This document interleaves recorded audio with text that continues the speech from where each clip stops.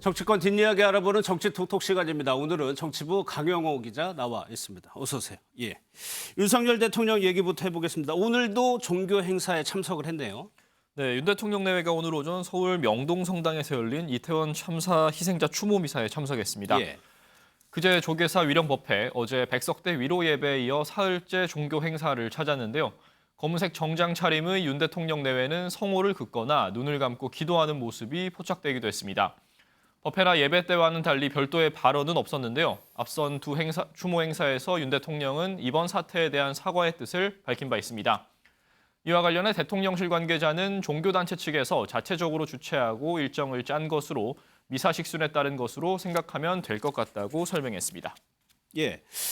민주당 박찬대 의원의 글에 대해서 서울시가 오늘 해명 자료를 내놨다는데 먼저 어떤 글이었죠, 그게? 네, 논란의 발단은 그제 민주당 박찬대 의원이 자신의 SNS에 공유한 글입니다.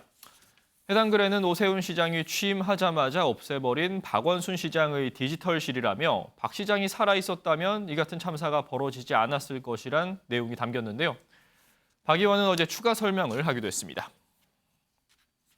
제가 직접 올린 것은 아니고요. 지금 많은 분들이 박원순 시장 때 디지털 상황실 그게 시장님이 바뀌고 나서 바로 폐기됐다라고 한 부분에 대한 아쉬움을 표현하는 부분이 많이 있습니다. 네, 관련해 서울시가 반박 자료를 냈는데요. 디지털 시장실은 현재도 운영 중이며 재난 관련 통계를 보여주는 게 주 내용이며 참사를 예방할 수 있었다는 주장은 현실성이 없다고 반박했습니다. 최근 야권에서 서울시 책임론이 불거지는 상황에서 적극 해명에 나선 것으로 풀이됩니다. 예.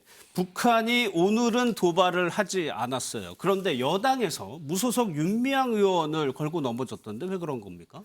네, 발언의 진원지는 정진석 국민의힘 비상대책위원장입니다. 예. 정 위원장은 SNS에 4개의 북한에 포위된 대한민국이라는 제목과 함께 북한, 중국, 러시아를 열거한 뒤 민주당에 있다가 지금은 무소속인 한 여성 국회의원이라고 썼는데요. 윤미향 의원을 지칭하는 듯한 글에서 안보 위협에 우리가 대비는 제대로 하고 있는 것인가라며 되묻기도 했습니다. 앞서 윤 의원은 한미연합 공중훈련 비질런트 스톰을 멈추라는 글을 올렸다 삭제한 바 있는데요. 해당 글에서 윤 의원은 일본, 미국의 개입 없이 우리 스스로 안보를 지켜야 한다고 주장했습니다. 예. 국가 애도 기간이 끝나면서 정치권의 공방이 거세지고 있는 것 같은데 앞으로 좀 전망을 해볼까요? 네, 앞서 전해드린 참사 진상 규명 외에도 여야 간 공방 가능성은 곳곳에 존재합니다. 예. 국회의사 일정부터 살펴보면요. 내일부터 이틀간 국회 예산결산특별위원회 정책 질의를 시작으로 10일부터는 경제부처 심사, 14일부터는 비경제부처 심사가 예정돼 있습니다. 야당이 민생 예산 확보와 대통령실 이전 예산 삭감 등을 요구한 반면 여당은 전임 정부의 재정 기조를 바로 잡겠다고 예고한 만큼 협상 과정에서의 난항이 예상됩니다.